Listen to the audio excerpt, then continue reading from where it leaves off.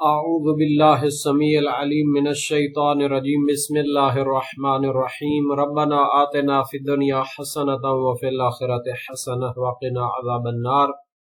عزیز طلبہ السلام علیکم ورحمۃ اللہ وبرکاتہ۔ شرح المدوم کتاب ناظر درس نمبر 507 میں فعل منظور کی شرائط پر گفتگو ہونے والی ہے۔ جس کام کی ناظر مانی جاتی ہے اس کی شرائط ہوتی ہیں تو ان کو اس درس میں بیان کیا جائے گا۔ فعل منظور کا عبادت ہونا یا رجحان رکھنے کا حکم ذکر ہوگا۔ فعل منظور کے مقدور ہونے کی شرط پر گفتگو ہوگی۔ متعلقہ مسائل اور فروعات، روایات اور احادیث کا تذکرہ ہوگا۔ عبارت کی تشریح اور تطبیق بھی پیش کی جائے گی۔ جس کام کی ناظر مانی جاتی ہے تو اس میں دو شرطیں لازم ہوتی ہیں۔ ایک تو یہ ہے کہ وہ ایسی چیز ہو کہ جو مأمور بہی ہے شرعاً، شریعت کے لحاظ سے وہ عبادت شمار ہوتی ہے،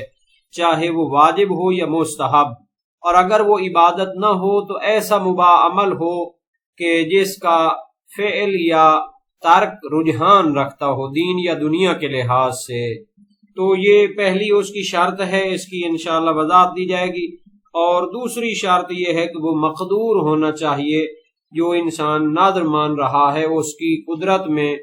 وہ چیز شامل ہونی چاہیے۔ ناممکن اور غیر مقدور کام کی وہ ناظر نہ کرے۔ عبارت کو دیکھتے ہیں۔ فرمایا وَضَابِطُهُ اَيْ ضَابِطُ النَّظْرِ وَالْمُرَادُ مِنْهُ هُنَا الْمَنْظُورُ وَهُوَ الْمُلْتَزَمُ بِصِيغَةِ النَّظْرِ أَنْ يَكُونَ طَاعَةً وَاجِبًا كَانَ أَوْ مَنْدُوبًا أَوْ مُبَاحًا رَاجِحًا فِي الدِّينِ أَوِ الدُّنْيَا۔ ضابطہ یعنی ضابط ناظر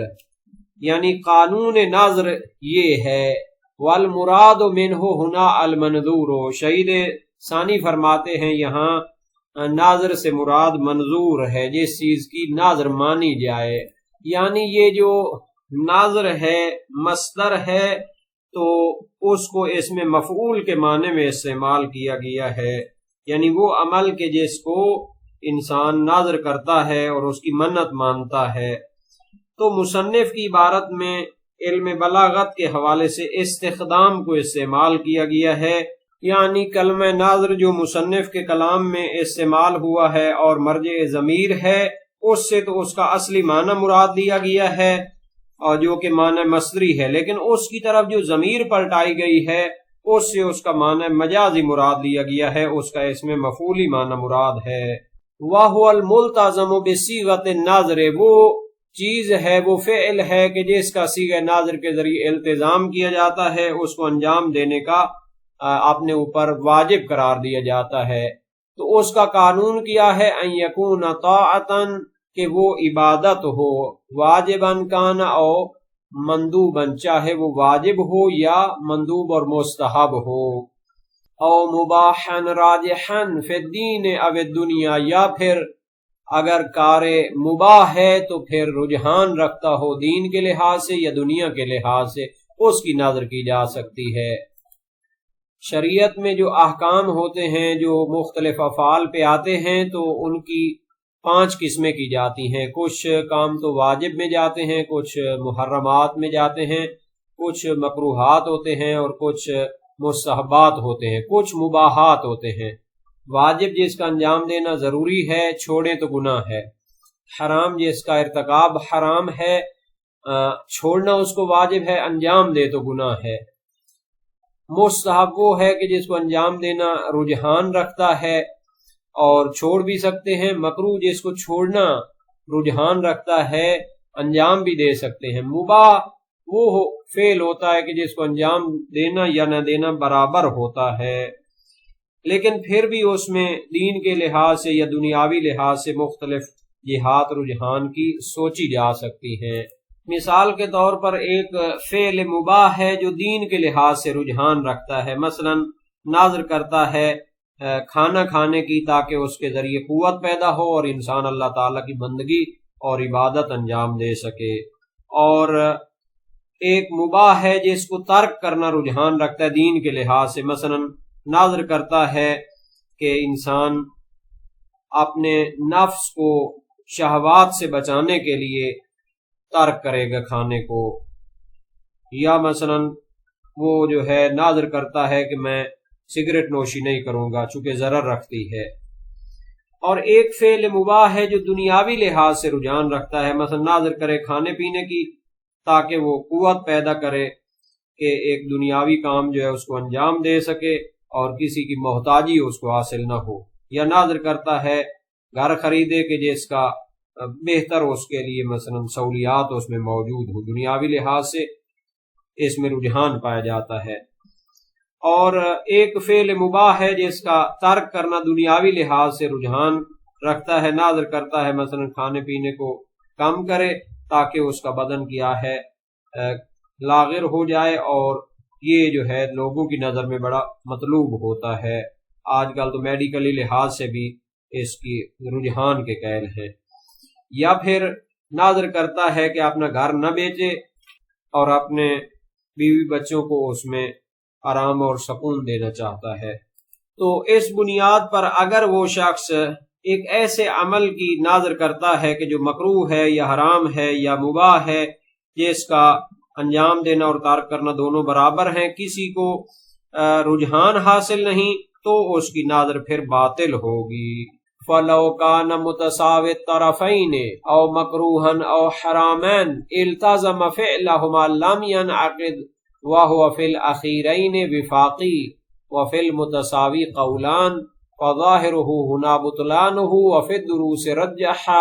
صِحَّتَهُ وَهُوَ أَجْوَدُ۔ شہید ثانی فرماتے ہیں اگر ایسے کام کی وہ مباح کام کی ناظر کرتا ہے کہ جس کی طرفین برابر ہیں، انجام دینا اور چھوڑنا دونوں برابر ہیں، یا پھر اس کو مکروہ قرار دیا گیا ہے یعنی مرجوح کام ہے، اس کو رجحان نہیں ہے، یا پھر اصلاً حرام ہے، اس کو ترک کرنا واجب تھا لیکن اس کی وہ کیا کرتا ہے، ناظر کرتا ہے التزم فعلہما، مکروہ یا حرام کو انجام دینے کا التزام کرتا ہے، اپنے اوپر اس کو لازم کرتا ہے، لم ینعقد تو یہ ناظر منعقد نہیں ہوگی، وَهُوَ فِي الْأَخِيرَيْنِ وِفَاقِي، مکروہ یا حرام کام کی ناظر کرنا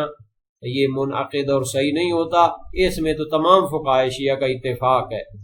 لیکن ایک مباح کام کے جس کا انجام دینا ترک کرنا برابر ہوتا ہے، اس کی ناظر کرتا ہے، تو اس میں دو نظریے ہیں۔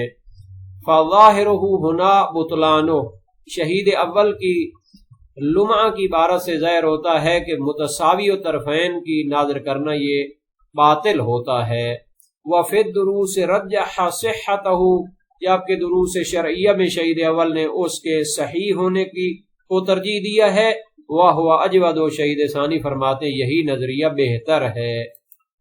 هذا إذا لم يشتمل على شرط وإلا فسيأتي اشتراط كونه طاعة لا غير، وفي الدروس ساوى بينهما في صحة المباح الراجح والمتساوي والمشہور ما ہونا۔ شہید ثانی فرماتے ہیں یہ اس صورت میں ہے کہ جب ناظر کسی شرط پر مشتمل نہ ہو، یعنی صحت ناظر مباح میں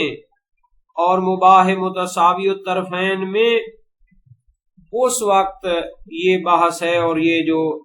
صورتیں ہم نے بنائی ہیں وہ ہیں کہ جب ناظر شرط پر مشتمل نہ ہو، ناظر مشروط نہ ہو بلکہ ناظر تبرعی ہو، کہ وَإِلَّا فَسَيَأْتِي اشْتِرَاطُ كَوْنِهِ طَاعَةً،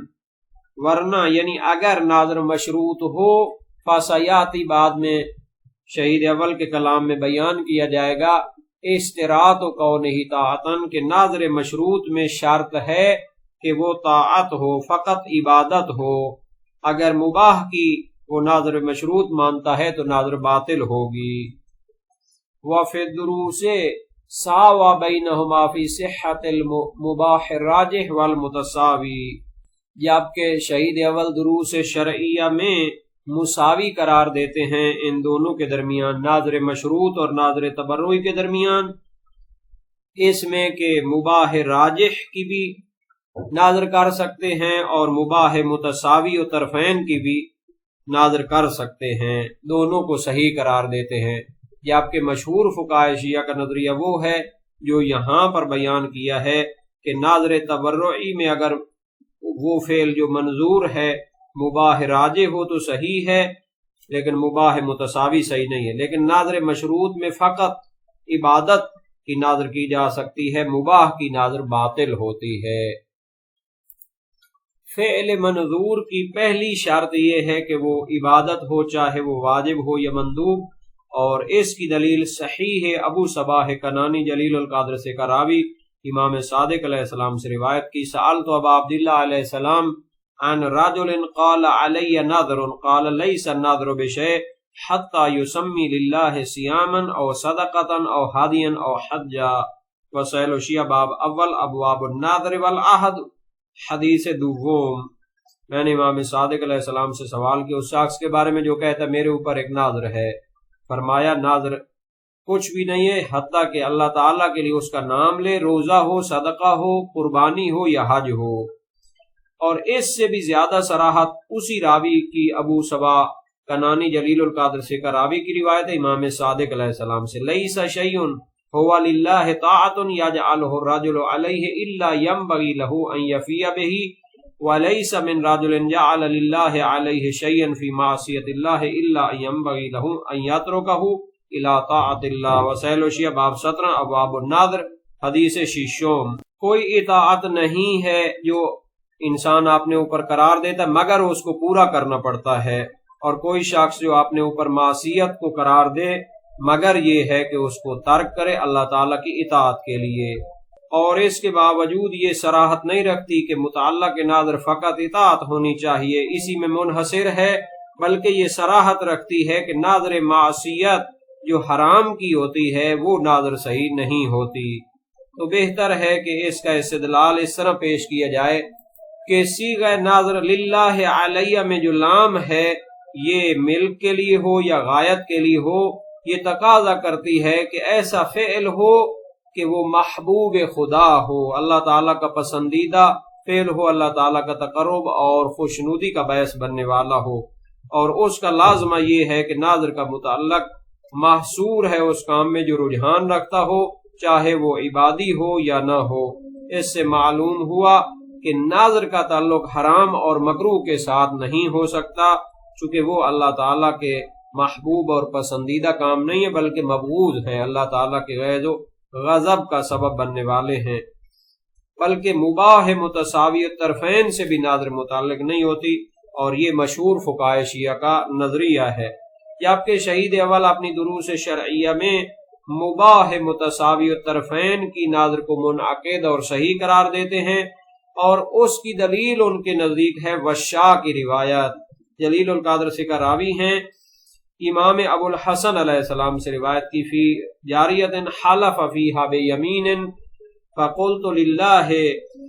علی اللہ ابیعہا ابدا ولی الی ثمنہا حاجہ مع تخفیف المعونہ فقال فی للہ بقولک لہو۔ وسائل وشیع باب 17 ابواب النذر والعہد۔ حدیث 11، یعنی ایک میری کنیز ہے، میں نے اس کے بارے میں قسم اٹھائی ہے، اور یمین کا جو اطلاق ہے وہ ناظر پہ بھی ہوتا ہے، اور میں نے اس طرح کہا ہے کہ اللہ کے لیے میرے اوپر ہے کہ میں اس کو کبھی نہ بیچوں۔ اب مجھے اس کی قیمت کی ضرورت پڑ جاتی ہے اور اخراجات کم ہو جاتے ہیں، تو فرمایا اللہ کے لیے اپنا جو قول ناظر مانا ہے اس کو پورا کرو۔ تو اس میں اشکال یہ کیا جاتا ہے کہ ایک تو اس کی راوی جو وشاء ہے وہ تو ثقہ ہے، لیکن باقی راویوں میں اشکال پایا جاتا ہے، تو روایت ضعیف و سند ہے، اور اس کا جبران کنندہ بھی کوئی سبب موجود نہیں ہے، اور مشہور فقہائے شیعہ نے بھی اس سے اعراض کیا ہے، اور اس طرح کی جو روایت ہو پھر اس پر فتویٰ نہیں دیا جا سکتا۔ اور یہ جیسے پہلے بھی بیان کیا گیا ہے مباح راجح، ایسا مباح کے جو رجحان رکھتا ہے دین یا دنیاوی حوالے سے، تو یہ عنوان مستحب کو بھی شامل ہوتا ہے، لیکن مستحب فقط عبادت کے ساتھ خاص ہے، جبکہ یہ اس سے عام ہے، جیسے عبادت کے تقوی کے لیے کھانے کی نظر کرے تاکہ یعنی قوی ہو جائے اور اللہ تعالیٰ کی عبادت چستی کے ساتھ انجام دے سکے، یا پھر کسی دنیاوی کام کو ترک کرنے کی نظر کرتا ہے تاکہ انسان کا نفس جو ہے نا شہوات اور خواہشات نفسانی سے دور ہو۔ اور یہ جو شہید ثانی نے فرمایا تھا کہ ناظر مشروط اور غیر مشروط یعنی تبرعی میں تفصیل دی جاتی ہے، اور ناظر مشروط میں عبادت اور طاعت ہونا معتبر ہے، اور ناظر غیر مشروط میں مباح راجح بھی کافی ہوتا ہے۔ صاحب جواہر الکلام فی شرح شرائع الاسلام